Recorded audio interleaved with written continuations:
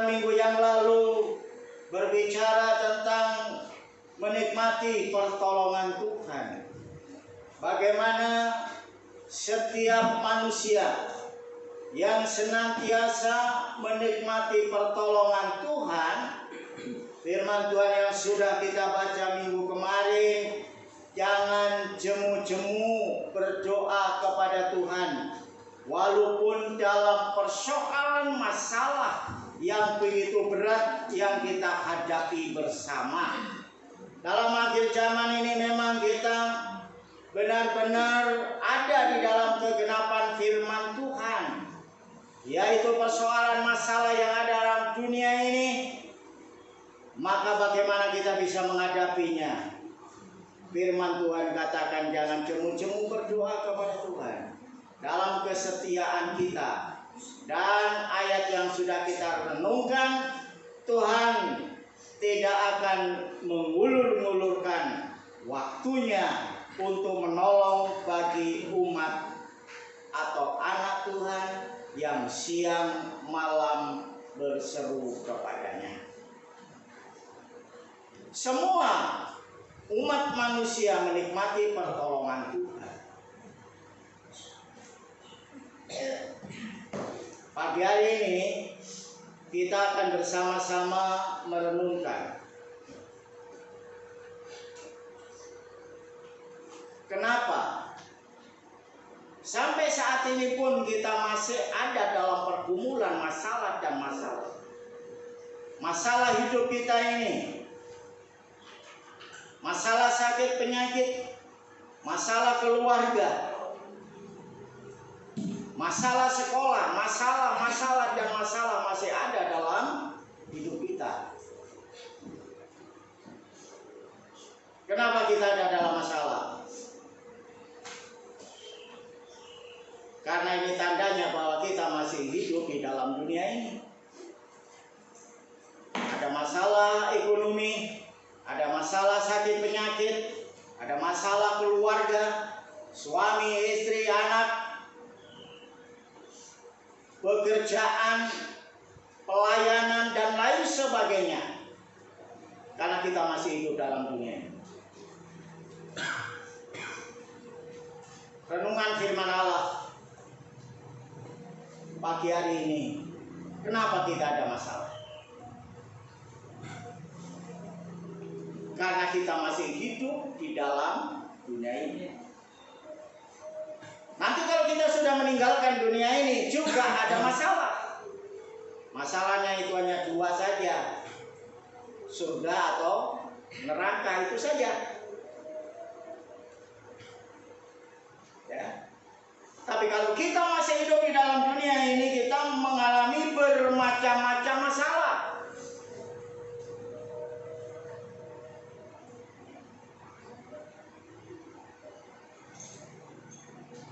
Masalah yang dihadapi oleh manusia itu adalah ada berapa faktornya. Ada penyebabnya. Kenapa manusia ada masalah? Ada 3 faktor. Kenapa manusia ada masalah? Faktor yang pertama adalah dari kesalahan manusia itu sendiri. Faktor yang kedua adalah ujian iman. Dan faktor yang ketiga adalah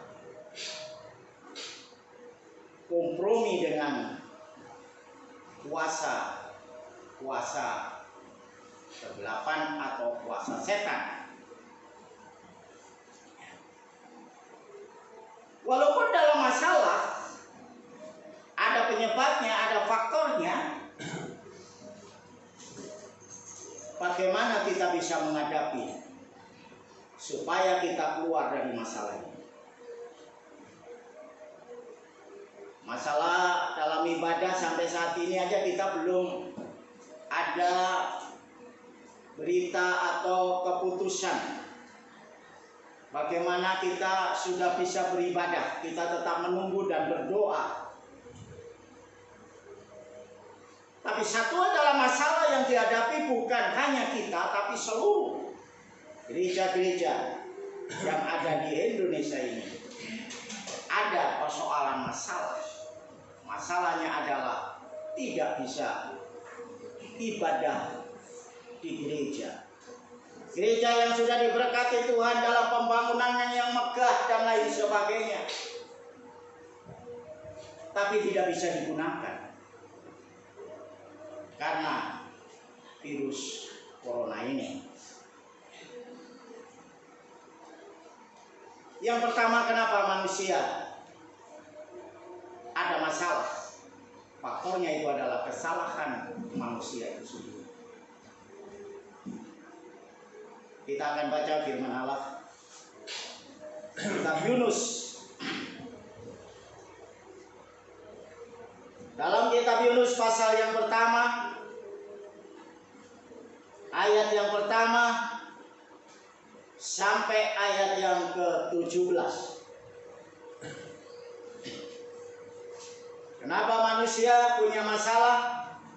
Faktornya adalah kesalahan manusia itu sendiri.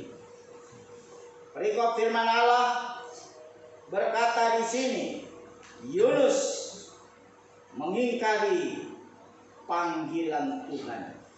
Saya akan bacakan ayat yang hadir. Seluruh sidang jemaat yang saat ini ada dan berkumpul membaca ayat yang genap.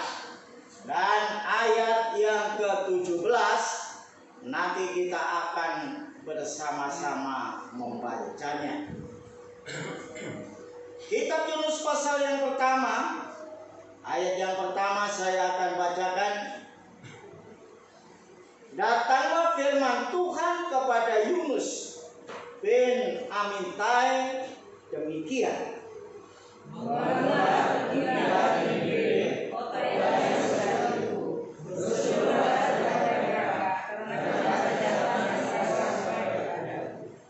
Tetapi Yunus bersiap untuk melarikan diri ke Tarsis, jauh dari hadapan Tuhan.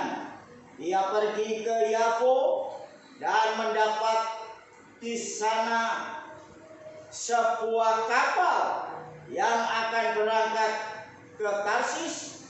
Ia membayar biaya perjalanannya, lalu naik kapal itu untuk berlayar bersama-sama dengan mereka ke Tarsis, jauh dari hadapan Tuhan.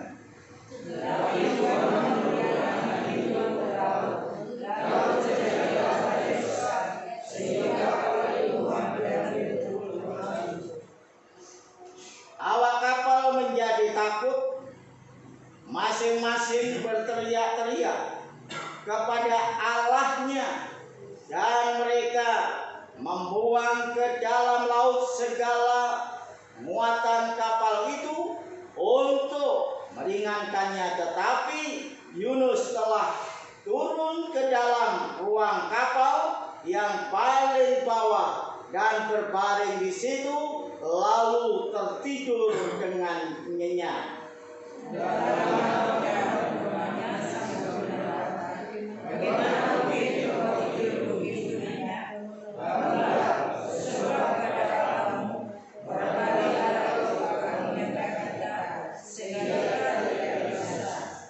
Lalu berkatalah mereka satu sama lain, marilah kita buang undi, supaya kita mengetahui karena siapa kita ditimpa oleh malapetaka ini. Mereka membuang undi, dan Yunuslah yang kena undi.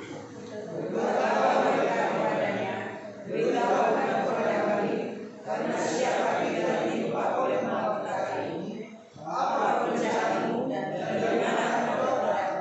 Apa dirimu dan dari mana kau? Sahutnya kepada mereka, aku seorang Ibrani, aku takut akan Tuhan Allah yang mempunyai langit, yang telah menjadikan lautan dan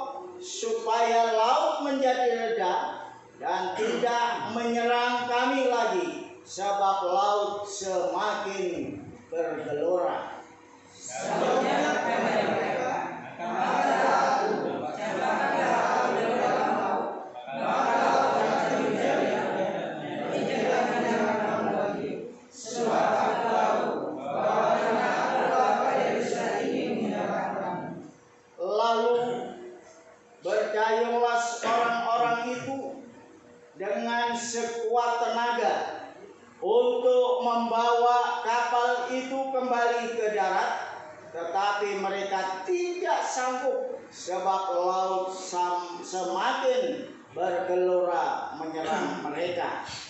Lalu berseru mereka kepada Tuhan, "Ya Tuhan, jangan Engkau biarkan kami binasa karena orang ini, dan janganlah Engkau lakukan kepada kami darah orang yang tidak bersalah, sebab Engkau Tuhan telah membuat seperti yang Engkau kehendaki." Kemudian mereka mengangkat Yunus, lalu mencampakkannya ke dalam laut, dan laut berhenti mengamuk. Orang itu mengiaskan takut kepada Tuhan, lalu mempersembahkan korban sembelihan bagi Tuhan, sebab mendekatkan saja. 17 kita akan sama-sama membaca. Maka atas pemberitahuan Tuhan datanglah seekor ikan besar yang menelan Yunus, dan Yunus tinggal di dalam perut ikan itu 3 hari 3 malam lamanya. Amin. Dalam pembacaan firman Allah di kitab Yunus ini, mungkin berulang dan berulang kali kita bisa membaca. Bahkan kita sendiri sudah hafal tentang cerita Yunus ini. Ya. Siapa yang tidak mengerti dan siapa yang tidak pernah membaca dan merenungkan firman Allah di dalam kitab Yunus ini. Tadi saya sampaikan bahwa masalah yang dihadapi oleh umat manusia itu ada 3 faktor. Kita telah merenungkan faktor yang pertama, karena kesalahan umat manusia itu sendiri. Seperti bagaimana firman Allah yang sudah kita baca ini, sebenarnya Yunus tidak ada masalah.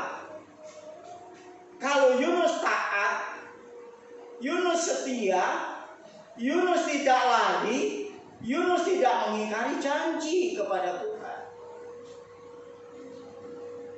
Yunus tidak akan mengalami penderitaan yang cukup dan cukup lama di dalam perut ikan itu. Karena firman Allah ini katakan 3 hari 3 malam Yunus ada dalam perut ikan yang besar. 3 hari 3 malam lamanya. Bukan waktu yang singkat, bukan. Waktu yang panjang. Ya. Karena apa saudara sekalian? Karena di dalam penderitaan. Kalau waktu 3 hari 3 malam lamanya adalah keadaannya dia menikmati refreshing, jalan-jalan dari negara satu ke negara yang lain, tidak terasa. Tapi Yunus ini ada di dalam penderitaan. Dalam penderitaan 3 hari 3 malam lamanya ini bukan waktu yang singkat, waktu yang terlalu lama. Mungkin 1 detik, 2 detik, 1 menit, 2 menit. Mungkin masih bisa bertahan di dalam penderitaan seperti yang dialami Yunus ini.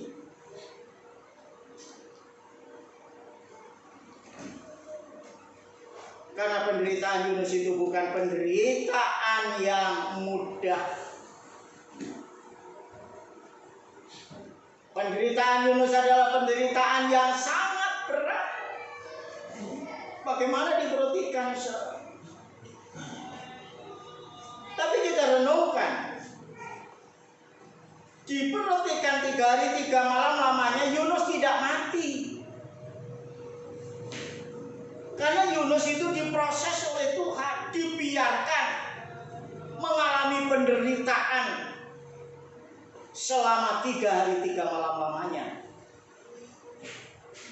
Apakah Tuhan tidak tahu? Dia tahu. Karena Tuhan tahu inilah, maka Tuhan tidak mau membiarkan Yunus dan akhirnya binasa, tapi ada proses ditegur, ya, diuji, ya, oleh Tuhan. Tuhan tahu. Karena Tuhan tahu apa yang dilakukan oleh Yunus, diutus ke Niniwe. Tapi dia lari ke Tarsis, menikmati.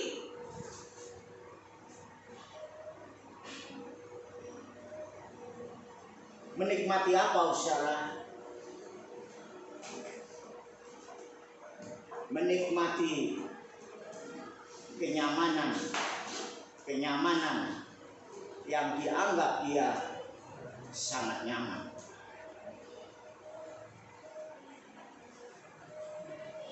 Firman Tuhan yang sudah kita baca, memang Yunus diutus oleh Tuhan, disuruh pergi oleh Tuhan, dan Yunus pun siap Tuhan, karena Yunus ini adalah orang yang takut kepada Allah, terlibat di dalam pelayanan, oleh sebab itu diutus oleh Tuhan. Ya. Saya tahu bahwa Yunus ini adalah juga sudah kuat iman, menghadapi persoalan masalah pun dia bisa menghadapinya, tidak keluar dari masalah dan akhirnya lari kepada Tuhan. Sebab itu Tuhan tahu kenapa Yunus harus diutus.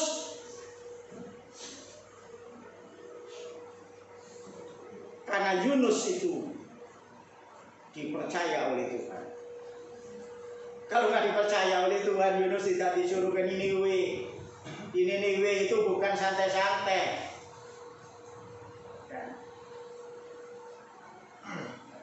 Di Niniwe itu akan menghadapi orang-orang yang akan diselamatkan oleh Tuhan karena dosanya. Yunus diutus.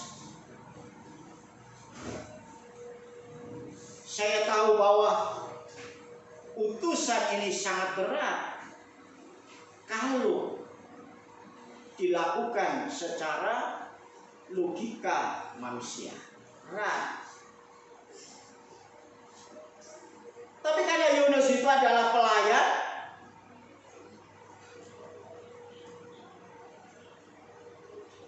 maka waktu Tuhan mengutus Yunus pergi, maka Yunus itu adalah berkata, siap Tuhan, aku pergi Tuhan.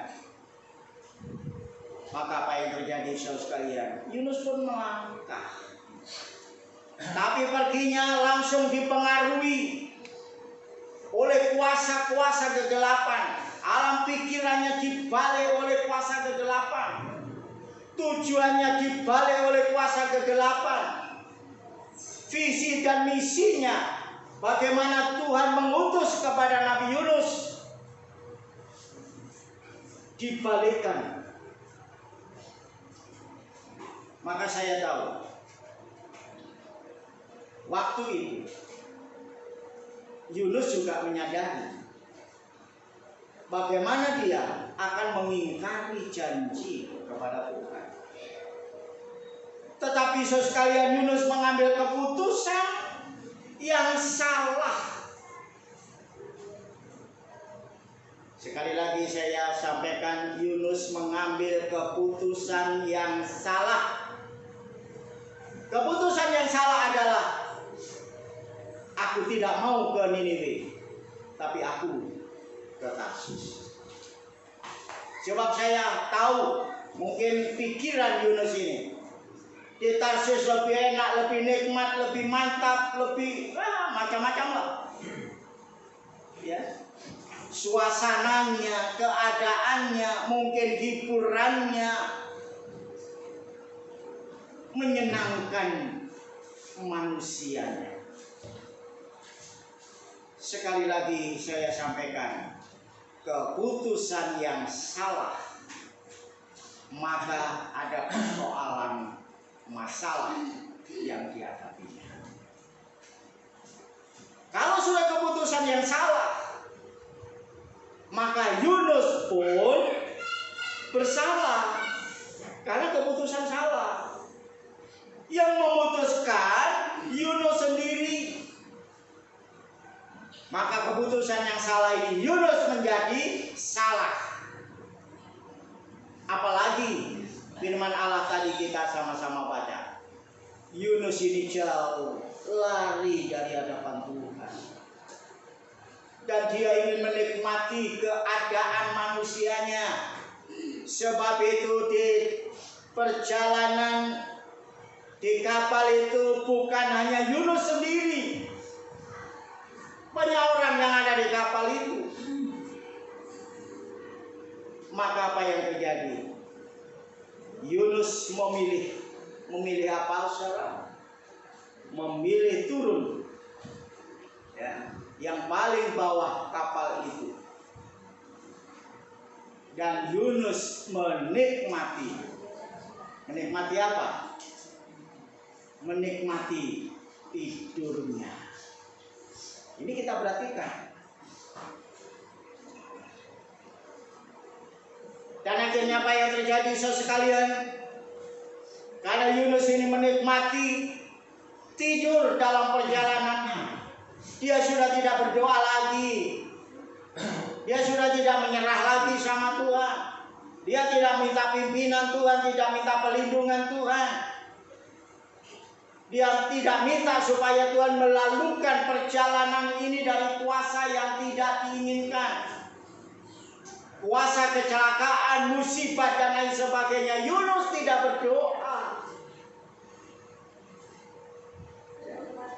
Karena apa, saudara? Karena Yunus tidur.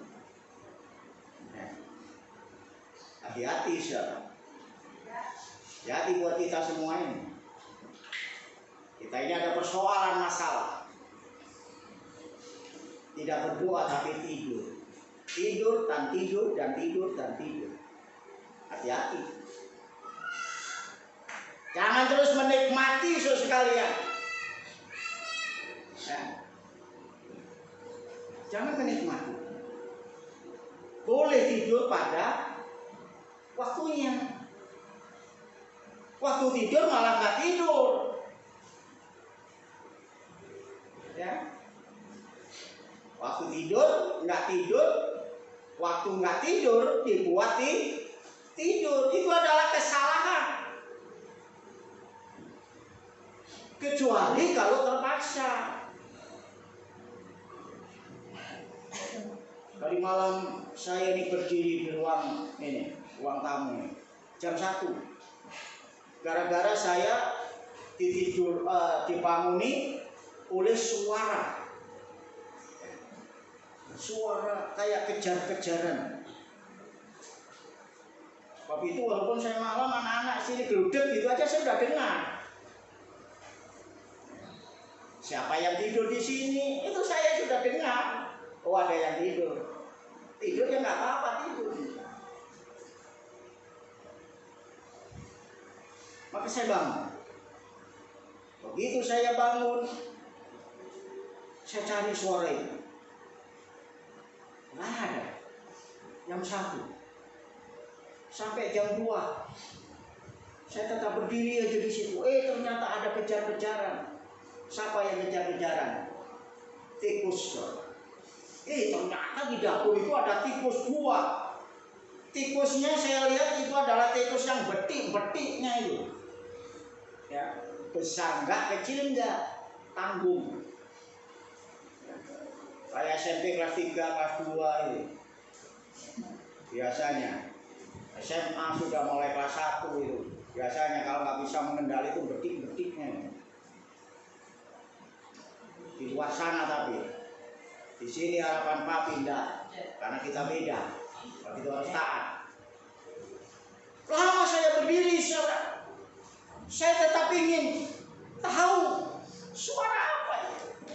Saya jalan ke sana, jalan ke sini, dan akhirnya saya putuskan saya berdiri saja di sini. Saya tetap menikmati, bukan menikmati tidur, tapi saya menikmati berdiri terus, berdiri di depan TV ruang tamu itu. Akhirnya berdiri tapi ternyata ketahuan ada tikus yang kejar-kejaran. Kecuali itu, ya. Tapi jangan disengaja, jangan disengaja. Ya. Kembali kepada firman Allah. Keputusan yang salah membuat fatal dalam hidup ini.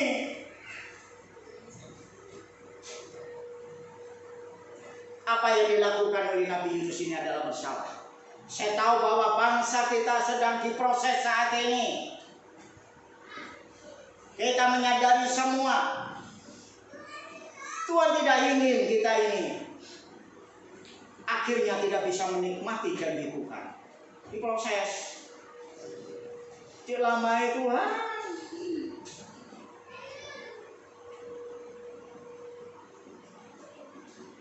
Tapi ini ngomong sama manusia lama, yang sana minta, yang sana minta. Dengan keadaan ini, ayo Pak, di Kalimantan Barat ditunggu Pak. Di Sulawesi ditunggu Pak. Yang lain-lain ditunggu Pak. Lama ini gitu.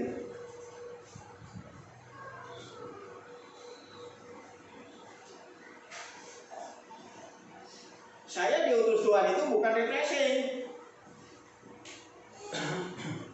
Misalnya saya ini di Labuan Batu, Pulau Komodo, 1 minggu di sana. Apa sih yang saya kerjakan? Ya. Hanya persiapan, makan, tidur. Persiapan, makan, tidur. Ya cuma di hotel aja. Cuma ini saja. Ayo jalan-jalan ke sana, nggak mau, capek. Jadi kemana-mana itu cuma menikmati apa? Menikmati dalam utusan Tuhan. Persiapan, makan, tidur. Persiapan, makan, tidur. Itu aja pelayanan. Setelah itu pulang. Banyak orang berkata, ayo Pak ke sini loh Pak, ayo Pak ke sini Pak ke sini. Enggak. Karena saya tahu bahwa tujuan saya diutus Tuhan itu untuk jiwa-jiwa.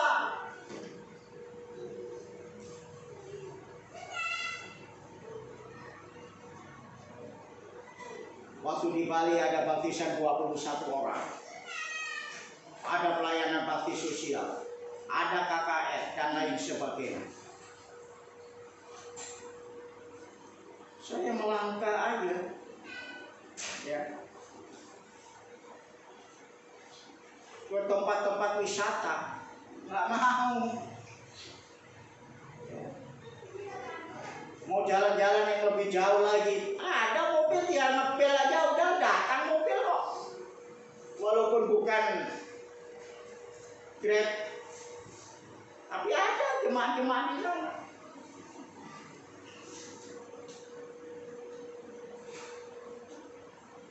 Ada seorang yang dari Papua. Memang dia kerjaannya itu punya mobil. Tapi dia katakan, Pak Pendeta saya siap kapan saja saya di-call-in. Saya utamakan Pak Pendeta, mau jalan kemana, mau cari makan kemana, dan lain sebagainya. Ya terima kasih.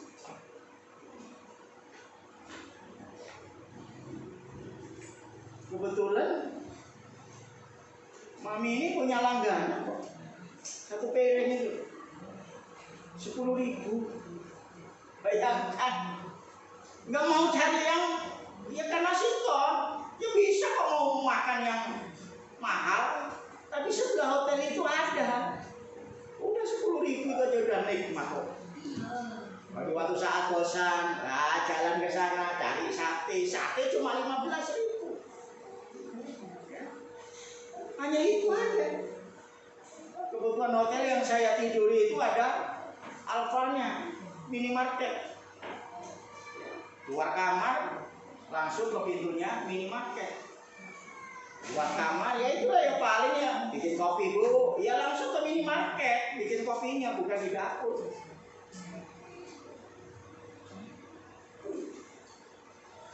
Mengerti utusan Tuhan. Kembali kepada firman Yunus ini sudah mengerti Tuhan yang mengutus, tapi salah keputusannya. Maka apa yang terjadi saudara sekalian? Walaupun saya tidak menceritakan secara mendetail bagaimana Yunus yang lari dari hadapan Tuhan, bagaimana proses sampai Yunus dibuang, itu sudah jelas, kita sudah mengerti. Dan persoalan masalah Yunus bukan ringan tapi berat. Kembali saya katakan, 3 hari 3 malam bukan waktu yang singkat. Ada di dalam perut ikan. Ya, 1 hari aja sudah hancur. Ya, mungkin ditelan proses ini di perut ikan ini hancur. Suatu saat saya melihat ya, di video orang ditelan buaya, maka buayanya ditangkap di beleng. Ya, buaya itu udah terputus-putus, saudara. Kepalanya sendiri, tangannya sendiri, bagian-bagian yang lain udah hancur. Yang cuma bisa dilihat itu adalah paha, tangan, dan kepala saja. Yang lainnya hancur. Padahal itu bukan 3 hari 3 malam, bukan. Ya. Tapi Yunus ada di perut ikan, mengalami penderitaan yang begitu lama, tapi tidak mengalami mati karena ada rencana Tuhan. Begitu juga kita menghadapi persoalan masalah, kita tidak dibiarkan mati oleh Tuhan. Kita tidak dibiarkan oleh Tuhan tidak makan 1 hari, enggak dibiarkan kita. Kita masih tetap bisa menikmati apa saja. Tanda dalam penderitaan yang cukup lama itu pun tanda kasih sayang Tuhan. Jadi bukan terus kita menyalahkan Tuhan kok lama sekali Tuhan. Saya tahu bahwa proses ini merupakan kasih sayang kepada kita semua. Sama dengan Yunus, proses yang begitu panjang. Yunus tidak akan mengalami kematian, tubuhnya pun tidak hancur. Kalau saya perhatikan pembacaan firman Allah ini, sebenarnya Yunus itu udah hancurlah tubuhnya. Tapi kenapa? 3 hari 3 malam tubuh Yunus tidak hancur, karena itu di dalam proses. Tuhan tidak akan membiarkan. Firman Allah katakan rambut ini dijaga oleh Tuhan. 1 helai. 1 helai itu 1 rambut, tidak akan jatuh. Tuhan mengasihi Yunus. Dengan mengasihi Yunus, Tuhan membiarkan Yunus di perut ikan 3 hari 3 malam, lamanya tidak mengalami kematian. Dari dalam perut ikan itulah baru Yunus menyadari. Setelah Yunus menyadari, coba pasal yang kedua.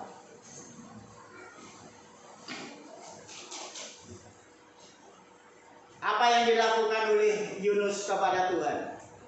Dalam pasal yang kedua, kembali kita akan baca. Saya akan baca ayat yang genap. Saudara baca ayat yang hadir, ayat yang genap, ayat 10, 13, kita akan baca sama-sama. Perikop firman Allah di sini mengatakan doa ucapan syukur Yunus. Doa ucapan syukur Yunus kepada Tuhan tentunya. Berdoalah Yunus kepada Tuhan Allahnya dari dalam perut ikan itu, katanya. Ayo pasal 2 ayat 2. Katanya, saudara usahaku, aku berseru kepada Tuhan, dan Dia menjawab aku. Dari tengah dunia kemari aku berteriak, dan Kau mendengar suaraku. Telah Kau lemparkan aku ke tempat yang dalam, ke pusat lautan, lalu aku terangkum oleh arus air segala gelora dan gelombang-Mu melingkupi aku. Aku berkata, telah terusir aku dari hadapan matamu. Mungkinkah aku memandang baik-baikmu yang sukses? Segala air telah mengepung aku, mengancam nyawaku.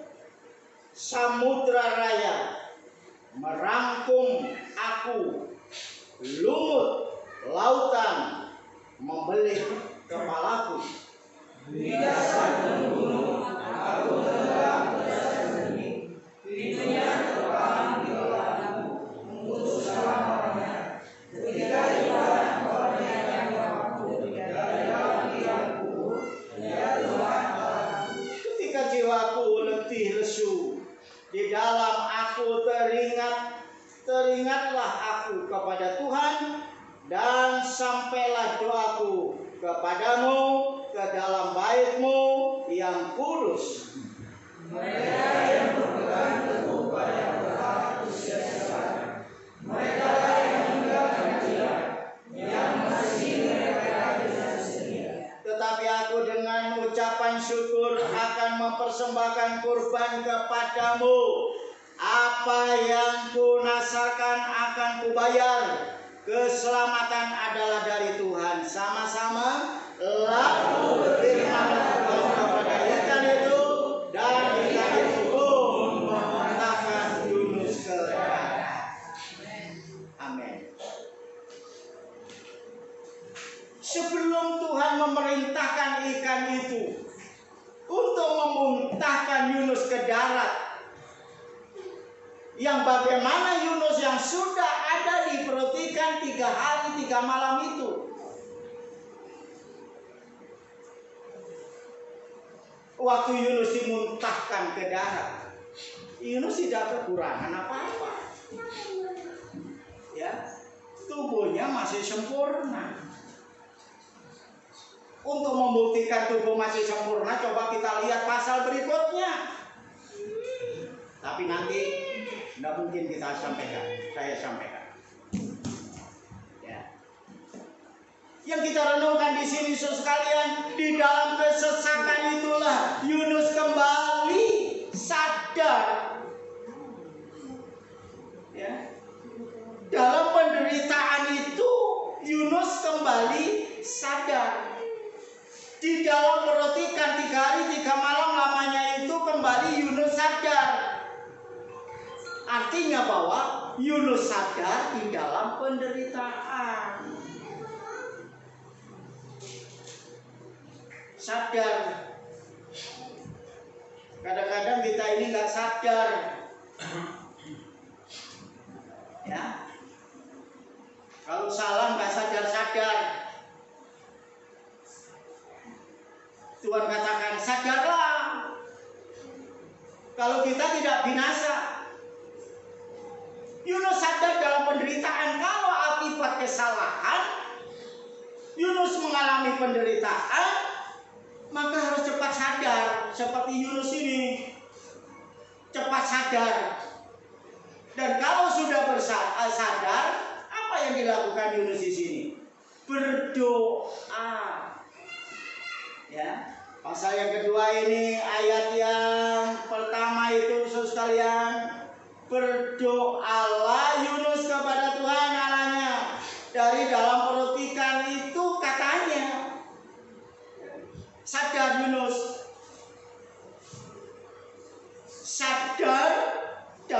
penderitaan.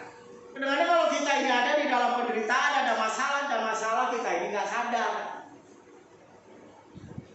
Sebab itu tetap aja ada dalam penderitaan dan masalah dalam hidup ini.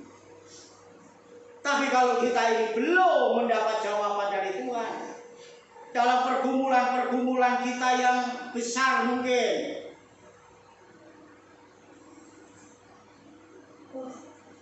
itu pun Tuhan masih mengasihi kita. Ya, Tuhan mengasihi kita.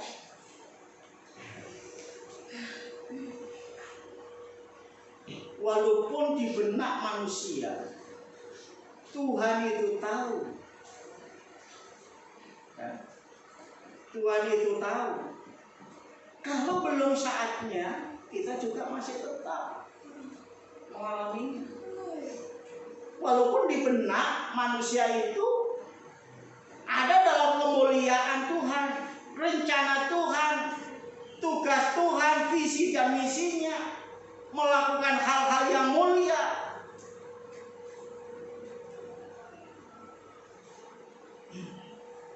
Tapi Tuhan tetap akan proses kepada kita. Itu adalah saat Tuhan.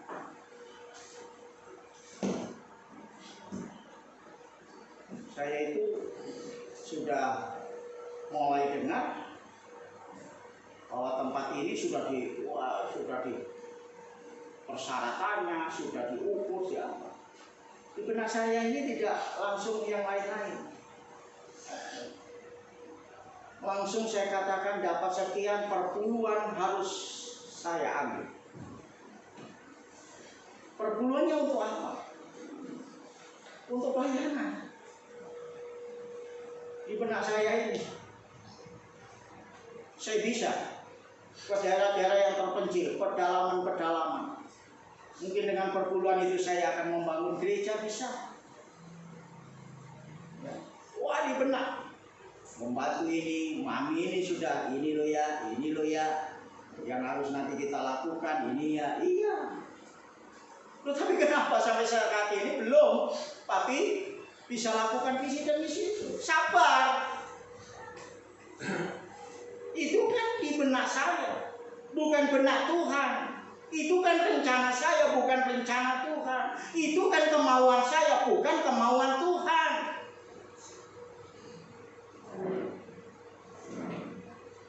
Sadar. Ya.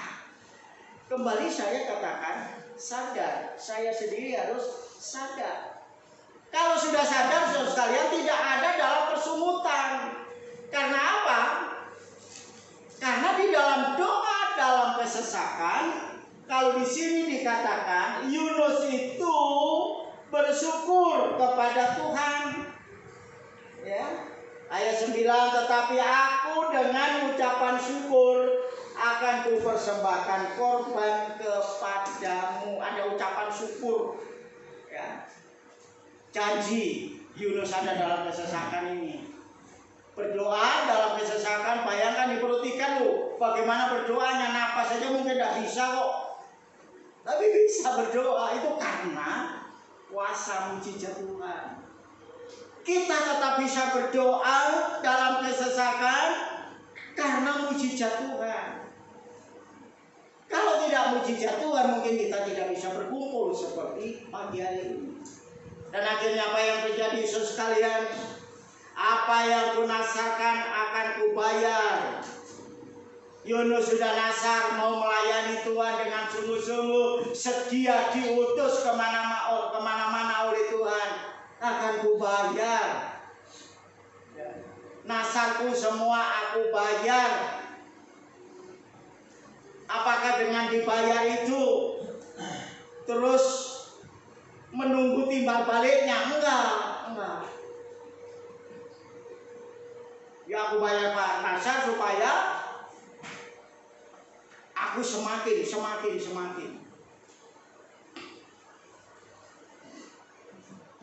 Ada seorang bapak, dia ini nasar kepada Tuhan. Tuhan, kalau aku mendapat pekerjaan, hasil pertamaku, bukan perpuluhan, gaji pertamaku saya kasihkan kepada hamba Tuhan. Nasar, tidak mau saya menikmati gaji pertama. Mungkin dia berharap dengan bayar nasar itu, wah nanti kerjanya langgeng, ya gajinya tambah naik gitu. Enggak, tapi dia cuma hanya bayar nasar. Lah kebetulan saya lah yang mencarikan kerjaan kepada seorang bapak ini. Kerja di tempat roti Igor itu, ya. Roti Igor, roti yang mahal itu, satu potong aja ada yang 40.000. Ya. Dulu kita sering menikmati roti Igor, tapi sekarang enggak, karena berapa kali saya ditelepon, saya nggak sempat ngambil, dan akhirnya dioper orang lain. Ya. Kebetulan yang punya roti Igor itu kenal baik dengan saya.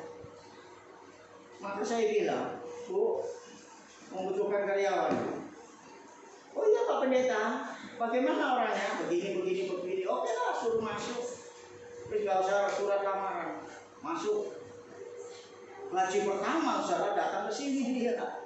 Langsung gaji pertamanya bukan perpuluhannya. Anak-anakku semua ini harus punya nasar. Diberkati nanti. Tapi harus mau bayar nasarnya. Begitu datang ke sini gajinya dikasihkan saya semua. Waktu itu kalau nggak salah, nanti dulu lah saya masuk, gajinya lumayan. Wah saya nggak mau egois, nggak mau saya. Kan sudah dinasarkan, diberkatkan sama hamba Tuhan. Kebetulan hamba Tuhan itulah yang mencarikan kerja, yang memberikan pekerjaan. Maka saya masuk, ya saya ambil sebagiannya. Saya katakan saya juga ingin diberkati. Keluargamu kan membutuhkan. Enggak, ini nasar saya Pak. Iya, tapi nggak apa-apa ya. Kalau Tuhan memberkati melalui Bapak ya terima kasih Pak, saya kembalikan. Tapi dia berani masa-masa. Dan akhirnya apa yang terjadi sekali? Nasarnya itu murni kepada Tuhan. Ya. Dan akhirnya diberkati. Walaupun dia nggak selamanya kerja di situ,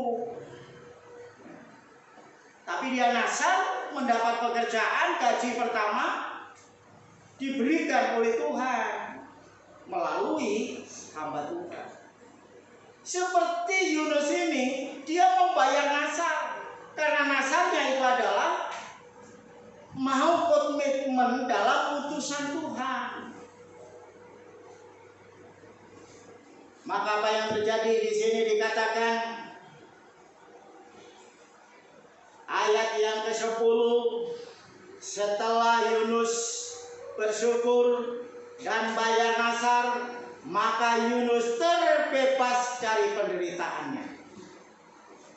Lalu berfirmanlah Tuhan kepada ikan itu, dan ikan itu pun memuntahkan Yunus ke darat.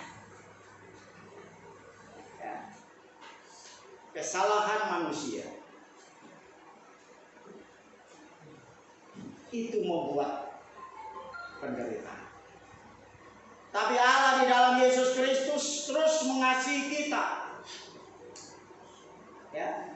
Kalau kita hadapi persoalan dan masalah, seperti firman Tuhan yang sudah kita renungkan beberapa minggu ini, melalui perempuan Kanaan, melalui janda yang dibela hakim dan lain sebagainya.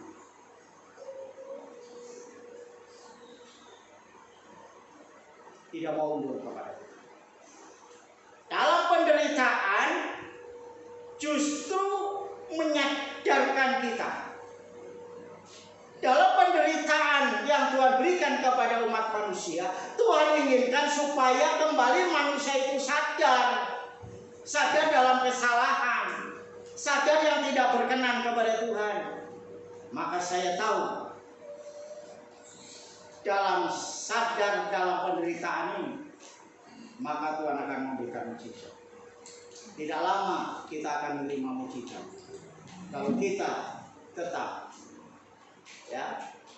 bersyukur. Yang pertama di sini yang dilakukan Yunus adalah berdoa tetap dan bersyukur dan mau bayar masalah. Maka apa yang terjadi saudara sekalian? Walaupun masalah faktornya dari umat manusia itu, Tuhan memulihkan. Masalah yang kita hadapi, kita percaya bahwa Tuhan akan memulihkan.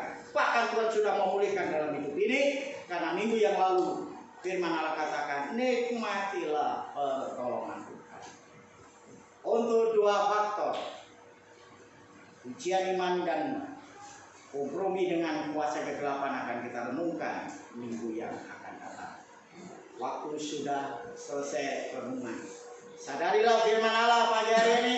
Walaupun kita salah kepada Tuhan, mari jangan jemu-jemu berdoa, tetap berdoa dalam kesesakan, dalam masalah. Dan terus mengucap syukur dan mau komitmen kita tetap melakukan apa yang sudah kita komitmen kepada Tuhan dan kita mau bayar masalah.